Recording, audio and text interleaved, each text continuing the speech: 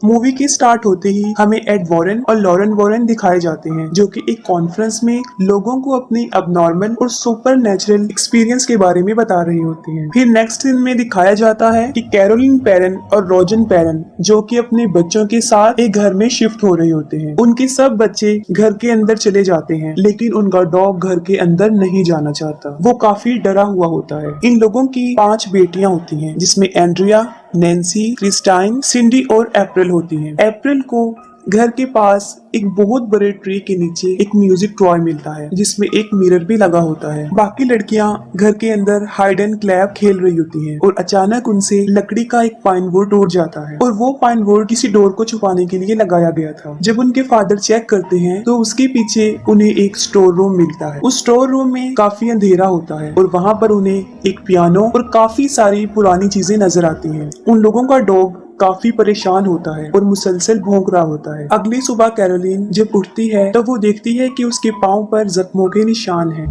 और उनके घर की सारी घड़ियां 3:07 पर रुकी होती हैं और उनकी बेटी अप्रैल को उनका डॉग बाहर मरा हुआ मिलता है। इसके बाद अगला सीन हमें एड वॉरेन के घर पे गोस्ट म्यूजियम में दिखाया जाता है। वहाँ एड के साथ एक प्रेस रिपोर्टर भी होता है। वहाँ पर वॉरेन प्रेस रिपोर्टर को ये बता रहा होता है कि इस म्यूजियम में जितनी भी चीजें हैं वो सारी जिन्नात की भूतों की हैं या उन्हें जादू टोनों में इस्तेमाल किया गया है और ये गोस्ट महीने में एक मर्तबा यहाँ आके प्रेयर करते हैं। फिर एड उन्हें एक एनाबेल डॉल के बारे में बता रहे होते हैं। वो बताते हैं कि इस डॉल में एक बहुत बड़ी शैतानी ताकत जिसने इसे अपना सोर्स बनाया हुआ है। इसके बाद फिर हमें वो फार्म हाउस दिखाया जाता है, जहाँ पर जैसे ही 3:07 होते हैं घड़ी वहीं पर रुक जाती है और ठीक उसी वक्त बुरी चीजों का टाइम शुरू हो जाता है। फिर क्रिस्टीन जब अपने बेड पर सो रही होती है तब कोई जोर से उसका पाँव खींचता है और इसके साथ उसे बहुत गंदी स्मेल भी आती है। सिंडी को नींद में चलने की आदत होती है और वो नींद में चलते चलते एंड्रिया के रूम में चली जाती है और बहुत अजीब तरीके से अलमारी पर अपना सर मार रही होती है।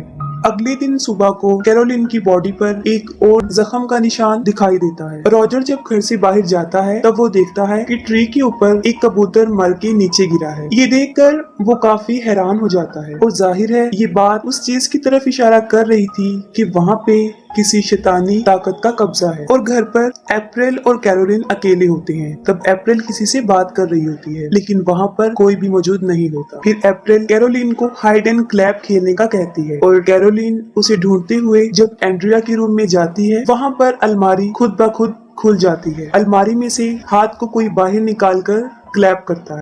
ये देखकर कैरोलिन काफी शॉक तो हो जाती है, लेकिन वो इस बात पर ज्यादा ध्यान नहीं देती। इसके बाद फिर क्रिस्टीन का सोते हुए कोई पाँव खींचता है और इस बार पहले से ज्यादा जोर से कोई उसका पाँव खींच देता है और वो काफी डर जाती है। फिर वो नोटिस करती है कि दरवाजे के पीछे कोई खड़ा हुआ है जो उसे कह रहा है कि वो उसे और उसकी पूरी फैमिली को खत्म कर देगा। उसके साथ नैन्सी भी वहाँ पर होती है, लेकिन उसे कुछ भी नजर नहीं आता, लेकिन काफी बुरी स्मेल आ रही होती है। फिर सुबह क्रिस्टीन ये सब कुछ रॉजर और अपनी पूरी फैमिली को भी बताती है।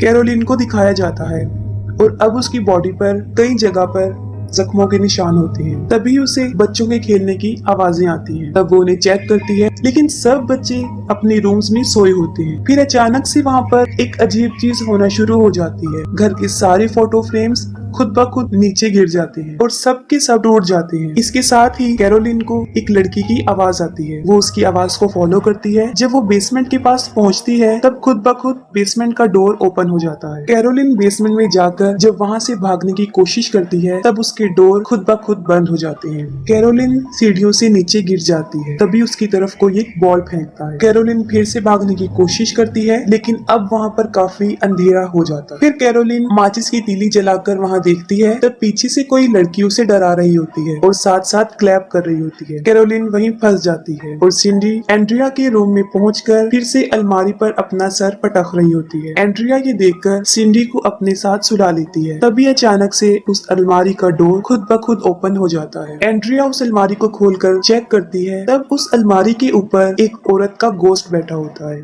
जो उस पर अटैक कर देता है। फौरन रॉजर वहाँ पर पहुँच जाता है। तब वो सुनता है कि हर तरफ से किसी के चीखने चिल्लाने की आवाजें आ रही हैं। सबसे पहले वो बेसमेंट का दरवाजा खोलता है और कैरोलिन को वहाँ से निकालता है। वो दोनों बेसमेंट से बाहर आके ऊपर जाते हैं और अपने सब बच्चों को एक जगह इकट्ठा कर लेते हैं। अब वो काफी डर चुके होते हैं। फिर नेक्स्ट सीन में एक यूनिवर्सिटी दिखाई जाती है जहाँ पर एड वॉरेन सुपर नेचुरल चीजों के बारे में लेक्चर दे रही होते हैं और उन्हीं ऑडियंस में कैरोलिन भी सुन रही होती है। लेक्चर के खत्म होते ही कैरोलिन एड वॉरेन और लॉरेन वॉरेन के पास जाती है और उन्हें रिक्वेस्ट करती है कि वो उनके घर पर आए, जिस पर एड और लॉरेन उनके घर चले जाते हैं। तब कैरोलिन और रॉजर उन्हें सारा माजरा बताते हैं कि हालात दिन ब दिन बिगड़ते जा रहे हैं। वो बताते हैं घर में गंदी स्मेल आती है, रात में 3 दफा दरवाजा नॉक होता है और सुबह होकर बंद हो जाता है, और जो भी बर्ड उनके घर पे आकर बैठता है सुबह उनके गार्डन में मरा हुआ मिलता है। घर की सारी घड़ियां 3:07 पर रुक जाती है। उनके जवाब में एड उन्हें बताता है ये सब कुछ वहाँ पर शैतान होने की तरफ इशारा कर रहे हैं। इसके बाद वो लोग बेसमेंट में जाते हैं और वहाँ पर जाकर लॉरेन समझ जाती है कि यहाँ पर कुछ अच्छा नहीं हुआ और उसी जगह पर काफी बुरे हालात हो चुके होते हैं। एड उस घर में होने वाले सारे इंसिडेंट्स का कैरोलिन से पूछते हैं और उन सब बातों को रिकॉर्ड कर लेते हैं। दूसरी तरफ लॉरेन अप्रैल से उसकी एक फ्रेंड के बारे में पूछ रही होती है, जिस पर अप्रैल उसे वो म्यूजिक टॉय दे देती है। जब लॉरेन उस म्यूजिक को प्ले करती है तब वो देखती है कि उसके मिरर में एक छोटे बच्चे की सोल है और वो उसी बच्ची रोरे की होती है, जिसके बारे में अभी वो अप्रैल से पूछ चुकी होती है। वो लोग फिर उस दरख्त की तरफ जाते हैं जहाँ पर उन्हें ये म्यूजिक टॉय मिला था। तभी लॉरेन वहाँ पर उस गोस्ट को देखती है जो इस फैमिली को परेशान कर रहा था। फिर लॉरेन कैरोलिन और रोजर को ये बताती है कि इस घर में एक बहुत बड़े शैतान का कब्जा है और जब वो यहाँ पर आई थी तभी उसने उनको देख लिया था और ये एक काले शैतान की रूह है जो बड़ी ताकतवर है। वो उन्हें बताती है कि उसने कैरोलिन, रोजर और उनके बच्चों के पीछे भी इसके साए को देखा था। उस गोस्ट की परछाई उनके साथ है और वो ही उन्हें परेशान कर रही है और यहाँ तक वो उनके पीछे लग गई हैं कि अगर वो ये घर छोड़कर यहाँ से चले भी जाएं तब भी वो इनका पीछा नहीं छोड़ेगी। तब एड उन्हें बताते हैं कि उन्हें यहाँ पर एक्सॉर्सिज्म करना है, जिसके लिए उन्हें चर्च से इजाजत लेनी पड़ेगी, जिसके लिए पहले तो उन लोगों ने चर्च वालों को सबूत देना है, तभी वो लोग इन्हें अलाउ करेंगे। लॉरेन उन्हें बताती है कि यहाँ पर बहुत सारे असेब हैं और सबसे बुरा एक साया है जिसके दिल में शदीद नफरत भरी हुई है। और रात को एड जब उस रिकॉर्डर को प्ले करता है तब उसे सिर्फ अपनी आवाज आती है, उसमें कैरोलिन और रोजर की कोई रिकॉर्डिंग प्ले नहीं होती। और लॉरेन एड को इस जगह की हिस्ट्री के बारे में बताती है कि एक आदमी ने यहाँ पर एक फार्म हाउस बनाया था। उस आदमी ने एक औरत के साथ शादी की थी जो काले जादू पर बहुत यकीन करती थी, यहाँ तक कि वो खुद भी काला जादू करती थी और वो शैतान को मानने वाली थी। उस औरत का नाम बादशिबा था और बादशिबा ने अपने 7 दिन के बच्चे को जलाकर उसकी कुर्बानी दे दी थी और जब ऐसा करता उसके हस्बैंड ने उसे देख लिया था तब वो भागकर बाहर आई और एक दरख्त पे चढ़ के उसने सुसाइड कर ली और खुद को फांसी दे दी। इस इंसिडेंट के बाद उस घर में कई ज्यादा डेथ्स हुई, जैसे रोरी नाम का एक बच्चा गुम हो गया था और उसके गम में उसकी माँ ने उसी घर के स्टोर रूम में सुसाइड कर ली थी। इसके अलावा उस घर की एक नेबर ने भी वहाँ पर सुसाइड की और एक बच्चे की वहाँ पर मौजूद एक तालाब डूबने से मौत हो गई थी। वो लोग जब ये बातें कर रहे होते हैं तब अचानक से प्लेयर खुद ब खुद प्ले हो जाता है और अब एड की आवाज के साथ एक गोस्ट की आवाज भी आती है जो कि काफी खौफनाक थी और उस वक्त टाइम भी 3:07 हो रहे होते हैं। अगले दिन एड और लॉरेन रॉजर के घर पे जाते हैं और सारे सबूत इकट्ठे करते हैं ताकि वो चर्च को दिखा सके। इस काम को करने के लिए एक पुलिस ऑफिसर उनकी मदद करता है और उसके साथ एक लड़का ब्रैड भी। वो लोग इस घर के चारों तरफ कैमरास और वॉइस रिकॉर्डर लगा देते हैं और अंदर लॉरेन, कैरोलिन और उसकी फैमिली की एक पिक्चर को देखती है और अपनी पावर से वो ये समझ जाती है कि ये मोमेंट जब उन्होंने ये पिक्चर कैप्चर की थी उनके लिए सबसे खास था। एड सारे रूम्स में होली वाटर को छिड़कता है ताकि अगर वहाँ पे कोई शैतानी पावर हो तो उन्हें इससे तकलीफ पहुंचे और उसकी हरकत से ये लोग उसे रिकॉर्ड कर सके। अचानक से बेसमेंट का डोर ओपन हो जाता है और एड और लॉरेन वहाँ पर चले जाते हैं, लेकिन वहाँ उन्हें कुछ नजर नहीं आता। लेकिन जब वो वहाँ से बाहर आने की कोशिश करते हैं तब डोर अपने आप बंद हो जाता है। उस रात वहाँ पर उन्हें कुछ भी सबूत नहीं मिलता, ना ही कुछ वहाँ होता है और अगली सुबह वो सब लोग खुशी खुशी ब्रेकफास्ट कर रहे होते हैं। एड कैरोलिन को कहता है कि तुम रेस्ट कर लो, मैं और लॉरेन सब संभाल लेंगे। फिर जब लॉरेन कपड़ों को सुखा रही होती है तब वो देखती है कि बादशिबा उस कपड़े की पीछे वाली साइड पर खड़ी है और अचानक से वो कपड़ा उड़कर कैरोलिन के बेडरूम की खिड़की पर जाकर चिपक जाता है और जैसे ही विंडो से कपड़ा हटता है लॉरेन को वहाँ पर बादशिबा की रूह नजर आती है। इससे पहले कि लॉरेन कैरोलिन के पास पहुँचती बादशिबा उसको पोजेस कर लेती है और अब वहाँ पर पर शैतानी लम्हे शुरू हो जाते हैं और ये इविल सोल्स काफी भयानक होती हैं। सबसे पहले पुलिस ऑफिसर ब्रैड को एक लड़की की आवाज आती है और उसे फौरन उस नौकरानी जिसने सुसाइड की थी उसका गोश्त नजर आता है और वो पुलिस ऑफिसर को काफी डरा देती है। फिर नैन्सी नींद में चलते हुए एंड्रिया के रूम में चली जाती है। इसके साथ ही उस रूम का डोर लॉक हो जाता है। जब नैन्सी नींद में चल रही होती है तब सारे कैमरास उसकी फोटो कैप्चर कर लेते हैं, जिससे ये साफ जाहिर था कि वहाँ पर नैन्सी के अलावा भी कोई मौजूद है। और जब नैन्सी रूम में होती है तब उसे एक बच्चे की आवाज आती है जो उसे कह रहा होता है कि वो छुप जाए। सब लोग उसी रूम की तरफ भागते हैं लेकिन ना तो उन्हें वहाँ वो बच्चा नजर आता है और ना ही नैन्सी। एड उसे टॉर्च लाइट की मदद से ढूंढ रहा होता है। तब वो देखता है कि नैन्सी दो दीवारों के बीच एक खाली जगह है, वो वहाँ पर है। अप्रैल लॉरेन को बताती है कि जब भी रोरी डरा हुआ होता है वो उसी जगह पर जाकर छुपता है, जिस पर लॉरेन फौरन उस जगह पर पहुंच जाती है। वहाँ पर उसे बच्चे के टॉयज नजर आते हैं और म्यूजिक प्ले की जगह भी, और वहाँ पर उसे वो रस्सी भी मिल जाती है जिससे बादशिबा ने सुसाइड किया था। अचानक से वहाँ पर एक लकड़ी टूट जाती है और लॉरेन वहाँ से गिर जाती है और एक स्टोर रूम में आ जाती है। वहाँ पर लॉरेन उस म्यूजिक के गिलास में देखती है, तब उसे रोरी की मदर की सोल नजर आती है जो कि बुरी तरह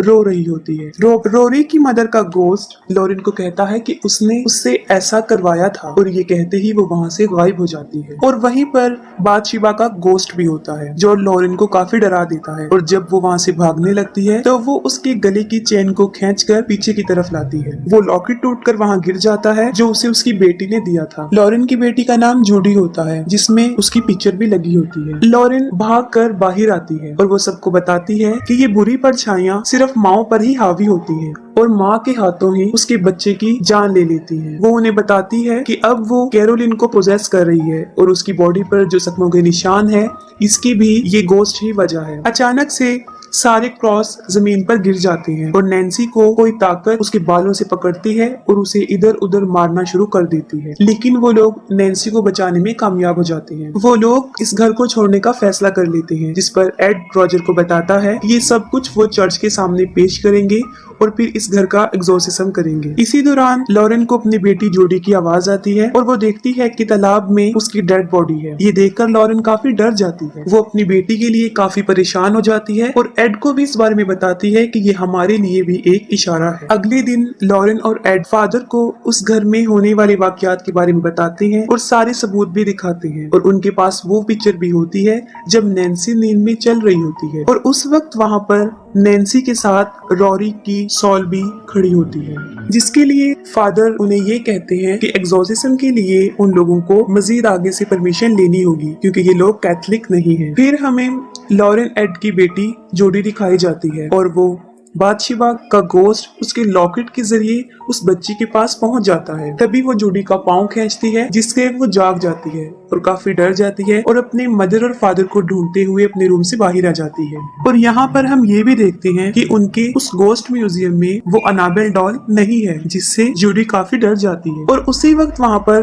बादशिबा नजर आती है जिसकी गोद में वो अनाबेल डॉल बैठी होती है। बादशिबा जोडी को डराती है और उसे नुकसान पहुंचाने की कोशिश भी करती है, लेकिन बिल्कुल ठीक वक्त पर एड और लॉरेन वहां पर पहुंच जाते हैं और अपनी बेटी की जान बचा लेते हैं। और दूसरी तरफ कैरोलिन, अप्रैल और क्रिस्टाइन को अपने साथ कहीं पर लेकर जा रही होती है, और जैसे इस बात का रोजर को पता चलता है वो फौरन एड को इन्फॉर्म करता है। लॉरेन उसे बताती है कि वो अपने बच्चों को लेकर उस घर में जा रही है क्योंकि ये सारी शैतानी ताकतें माओ पर अपना असर जमा कर उनसे अपने बच्चे की डेथ करवाती हैं। और ये सब लोग दोबारा उस घर में चले जाते हैं। जैसे ही ये लोग वहाँ पर पहुँचते हैं तब कैरोलिन क्रिस्टाइन को मारने वाली होती है, लेकिन वो लोग क्रिस्टाइन को बचा लेते हैं और उसे कार में बिठा देते हैं। अप्रैल इस इंसिडेंट को देखकर काफी डर जाती है और किसी जगह पर जाकर छुप जाती है। और जब वो लोग कैरोलिन को घर से बाहर निकालने की कोशिश करते हैं तब वो गोस्ट उसको नुकसान पहुंचाने की कोशिश करता है और कैरोलिन को बाहर जाने नहीं देती। और लॉरेन फौरन समझ जाती है कि अगर कैरोलिन बाहर चली गई तो वो गोस्ट इसको जान से मार देगा, और वो शैतान कैरोलिन को खींचकर फिर से स्टोर रूम में ले जाता है। वो लोग स्टोर रूम में जाकर कैरोलिन को कंट्रोल करने की कोशिश करते हैं, लेकिन ये शैतान काफी पावरफुल होता है और उसकी हालत काफी खराब कर चुका होता है, जिससे उसे कंट्रोल में करना कोई आसान बात नहीं थी। और दूसरी तरफ वो पुलिस ऑफिसर घर में अप्रैल को ढूंढ रहा होता है। कैरोलिन किसी के भी कंट्रोल में नहीं आती और वो एक एक करके सब पर अटैक कर देती है। वो लोग कैरोलिन को एक चेयर से बांध देते हैं और उसकी हालत देखकर एड ये डिसीजन लेता है कि वो फौरन इस जगह का एग्जॉर्सिज्म करेंगे। जैसे ही एड एग्जॉर्सिज्म स्टार्ट करता है, ये शैतान यानी बादशिबा कंट्रोल से बाहर हो जाता है और वहाँ पर शैतानी ताकतें और पावरफुल हो जाती हैं। लेकिन एड नहीं रुकता और वो एग्जॉर्सिज्म के वर्ड्स को मुसलसल बोलता रहता है और फिर हमें एक अजीब मंजर दिखाया जाता है कि वो शैतान इस एग्जॉर्सिज्म को रोकने के लिए उस चेयर को हवा में उछाल देता है और साथ ही उस कुर्सी को नीचे गिरा कर उस कुर्सी को भी तोड़ देता है और इससे कैरोलिन की सारी रस्सियां खुल जाती हैं और वो एड को मुख्तलिफ तरीकों से मारने की कोशिश करती है। और उसी दौरान थॉमस को भी अप्रैल मिल जाती है और जैसे ही कैरोलिन को पता चलता है कि अप्रैल कहाँ पर छुपी हुई है, वो उसे मारने के लिए उसकी तरफ बढ़ती है। लेकिन इससे पहले कि कैरोलिन उसे मारती, एड वहाँ पर पहुंचकर एग्जॉर्सिज्म कंप्लीट करता है और एड बादशिबा को कसम देता है जिससे वो मानती है कि वो वहाँ से वापस चली जाए। लेकिन अभी भी वो शैतान कैरोलिन पर हावी होता है और तब लॉरेन और रॉजर उसकी मदद करते हैं। वो लोग कैरोलिन को उसकी फैमिली और उसकी बच्चों की यादों के सहारे उसे पावरफुल बनाते हैं ताकि वो इस घोस्ट का मुकाबला करे। और एट लास्ट कैरोलिन की फैमिली और उसके बच्चों का प्यार उसके लिए जीत जाता है और वो शैतानी घोस्ट कैरोलिन को मजबूरन छोड़कर वहाँ से चला जाता है और कैरोलिन भी अपनी नॉर्मल हालत में वापिस आ जाती है। वो लोग फिर से अपनी जिंदगी हंसी खुशी गुजारने लगते हैं और अप्रैल लॉरेन को उसका लॉकेट उसे वापस देती है और एंड सीन में एड उस म्यूजिक प्लेयर को अपने म्यूजियम में रख देते हैं और इसके साथ ही मूवी एंड हो जाती है।